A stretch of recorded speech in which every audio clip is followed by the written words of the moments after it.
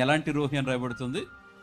ప్రధానమైన, అంటే గొప్ప కాపరి, అద్భుతమైన గొప్ప కాపరి. అంటే ఆయన మన జీవితంలో గొప్ప దేవుడు.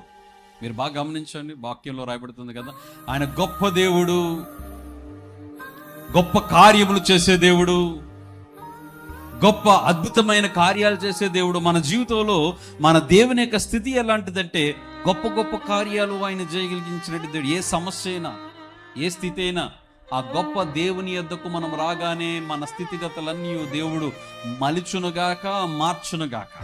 ఏదైనా సమస్య వస్తే మనం వెతుక్కుంటుంటాం కదా, ఈ సమస్యకు పరిష్కారం ఏ వ్యక్తుల ద్వారా జరుగుతుంది, ఎలాంటి గొప్ప వ్యక్తుల ద్వారా జరుగుతుందని ఆలోచిస్తూ ఉంటాం. నువ్వు ఆరాధించే దేవుడు, నువ్వు పూజించే దేవుడు, నువ్వు నమ్ముకున్న దేవుడు, నువ్వు గణపరిచే దేవుడు, ఆయన గొప్ప దేవుడు, గొప్ప దేవుడు. అలాంటి గొప్ప దేవుని మనం కలిగి ఉండటం దేవుడు మనకిచ్చిన గొప్ప ఆధిక్యత.